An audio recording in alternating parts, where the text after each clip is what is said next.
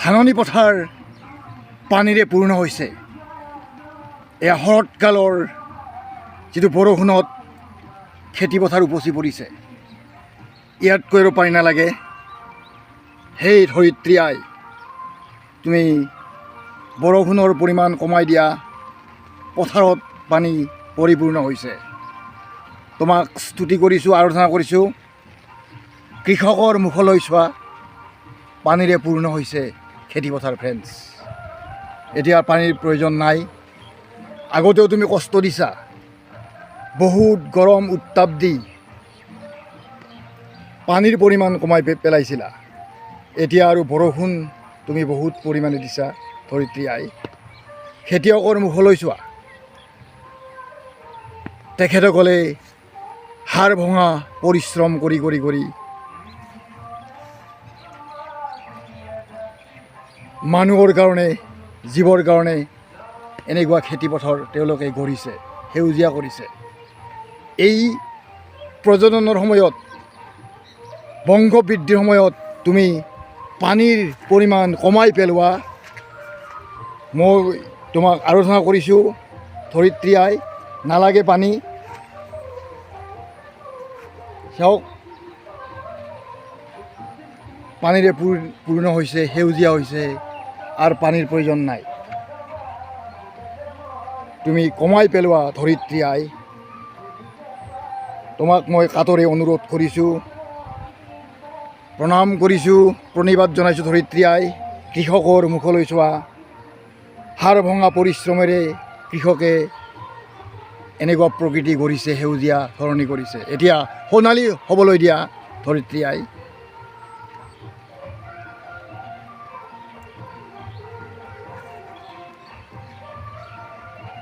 Friends,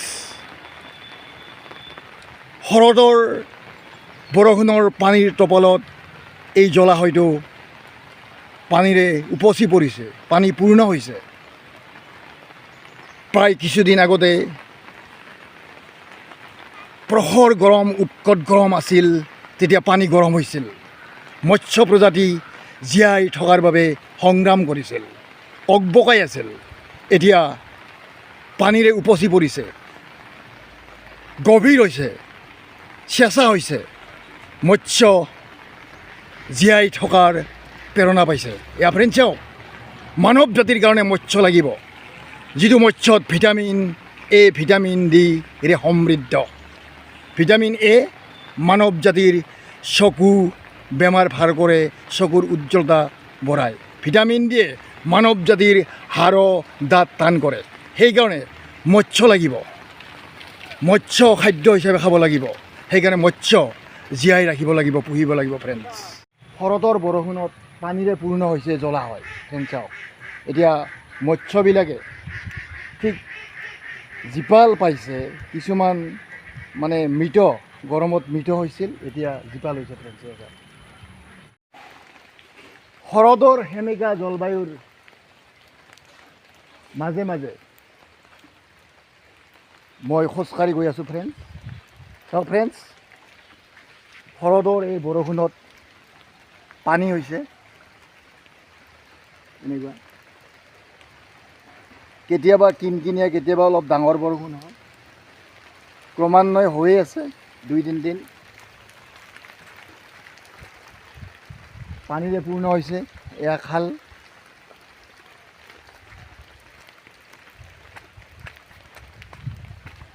পানীৰে পূৰ্ণ হৈছে। ফ্ৰেণ্ডছ,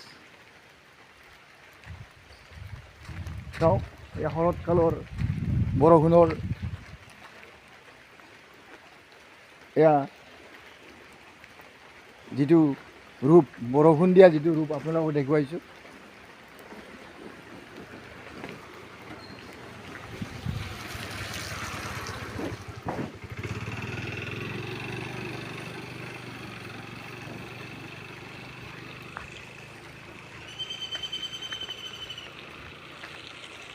কিনকিনীয়া বৰষুণত তিতি গৈ আছোঁ, আপোনালোকক দেখুৱাইছোঁ।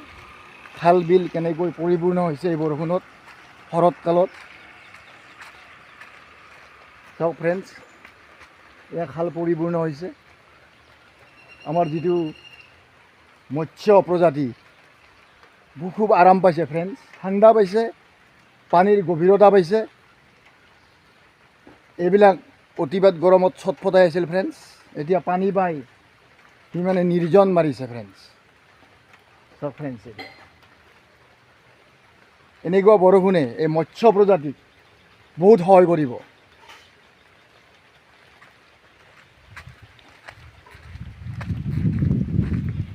গছ লতিকা সেউজীয়া হৈছে, পানী পৰিছে চব ফ্ৰেণ্ডছ। ফ্ৰেণ্ডছ, অসমত বৰ্তমান যিটো শাৰদীয় বৰষুণ হৈ আছে, অসমৰ যিটো সেমেকা জলবায়ু সেমেকা কৰি ৰাখিছে ফ্ৰেণ্ডছ। চাওক ফ্ৰেণ্ডছ, এতিয়া বৰষুণ সিমান প্ৰয়োজন নাছিল, যিহেতু খেতি পথাৰ পানীৰে পূৰ্ণ হৈছে, বৰষুণৰ পৰিমাণ কমিব লাগিছিল। যিহেতু বতৰৰ তাৰতম্য ঘটিছে, অতিবৃষ্টিৰ হোৱাৰ লক্ষণ ফ্ৰেণ্ডছ। হয়তো এনেধৰণৰ বৃষ্টিয়ে অসমত এতিয়া শৰৎকালত বানপানীৰ সৃষ্টি কৰিব পাৰে ফ্ৰেণ্ডছ। চাওক, এই বৰষুণৰ মাজে মাজে বৰষুণত তিতি মই ভিডিঅ' কৰি আছোঁ, আপোনাক দেখুৱাইছোঁ শৰতৰ বৰষুণ কেনেকুৱা, অতিবৃষ্টি হোৱাৰ লক্ষণ ফ্ৰেণ্ডছ। সেয়া চাওক, এইবিলাক চাওক ফ্ৰেণ্ডছ, এইবিলাক মানে নৰ্দমাত পানী নাছিল, পানীৰে পূৰ্ণ হৈছে ফ্ৰেণ্ডছ। চাওক, এয়া পৰিৱেশ, শৰৎকালৰ বৰষুণৰ পৰিৱেশ, বৰষুণৰ পৰিমাণ এতিয়া হৈ সেউজীয়া কৰিছে ফ্ৰেণ্ডছ। চাওক, এয়া বৰষুণৰ পৰিমাণ, এতিয়া সিমান প্ৰয়োজন নাছিল, এতিয়া বৰষুণ হ'ল, উপায়টো নাই ফ্ৰেণ্ডছ। এই বৰষুণৰ তিতি তিতি মই ভিডিঅ' কৰিছোঁ, আপোনালোকে চাওক। এনেকুৱা শাৰদীয় বৰষুণত আপোনালোকে তিতক, আপোনালোকৰ ছাল চুলি ঠিক কৰক ফ্ৰেণ্ডছ, কাৰণ শাৰদীয় বৰষুণত যদি তিতিব পাৰে, আপোনালোকৰ যি ছালৰ বেমাৰ আছিল, গৰমৰ দিনত হৈছিল, এইবিলাক দূৰ হ'ব ফ্ৰেণ্ডছ। ফ্ৰেণ্ডছ চাওক, এই শাৰদীয় বৰষুণ, আপোনালোকে এনেকুৱা বৰষুণত তিতি মজা লওক। আৰু এনেধৰণৰ বৰষুণে জলবায়ু সেমেকা কৰে। অসমৰ যিহেতু জলবায়ু সেমেকা কৰিছে। এতিয়া আপোনালোকে ভাবিছে এতিয়া কিয় বৰষুণ আহিল, অসমৰ জলবায়ুটো এনেকুৱাই। হয়তো দুদিনমান খৰাং মাৰিছিল, এতিয়া খৰাং গৈ সেমেকা জলবায়ু কৰিছে ফ্ৰেণ্ডছে। চাওক, পানীৰে পূৰ্ণ হৈছে, এই পথাৰসমূহ পানীৰে পূৰ্ণ হৈছে। পানী নালাগিছিল, পানীৰ প্ৰয়োজন হ'ব নালাগিছিল, এতিয়া হ'ল, উপায় নাই। এই আহিন মাহৰ ঠিক মধ্যভাগৰ পৰা বৰষুণ আৰম্ভ হৈছে। এতিয়া আহিন মাহ মানে আহি শেষ হোৱাৰ মানে উপক্ৰম হৈছে, পূজা আহিছে, মানে বৰষুণৰ প্ৰয়োজন মানুহে বিচাৰা নাছিল। আজি অক্টোবৰৰ 4 তাৰিখ ফ্ৰেণ্ডছ, এই 4 তাৰিখে এতিয়াও ৰাতিপুৱাৰ ভাগত বৰষুণ দি আছে, তিতি আছে। এইবিলাক চাওক ফ্ৰেণ্ডছ, তিতি আছে, বৰষুণ আহি আছে, আৰু কিমান দিন বৰষুণ হয় হিচাপ নাই ফ্ৰেণ্ডছ। চাওক ফ্ৰেণ্ডছ, এই শাৰদীয় বৰষুণ, আপোনালোকে এনেকুৱা বৰষুণ মানে জলবায়ুটো ঠাণ্ডা কৰিছে, মানে মানুহৰ মানে ফেন বা AC ঠিক প্ৰয়োজন হোৱা নাই যদিও অলপ হৈছে, কিন্তু ইলেক্ট্ৰিচিটিৰ মানে যিটো মানে খৰচ সেইটো কমি গৈছে ফ্ৰেণ্ডছ। এনেকুৱা বৰষুণৰ প্ৰয়োজন আছে, আৰু এই বৰষুণে এতিয়া জলবায়ু ঠাণ্ডা কৰিছে, সেমেকা কৰিছে। চাওক ফ্ৰেণ্ডছ, এয়া অসমৰ ৰাস্তা পদূলিত এয়া বৰষুণ মই তিতি আছোঁ, আপোনালোকক দেখুৱাইছোঁ যে শৰৎকালৰ বৰষুণ কেনেকুৱা। আপোনালোকে হয়তো গ্ল'বেল ৱাৰ্মিঙৰ সময়ত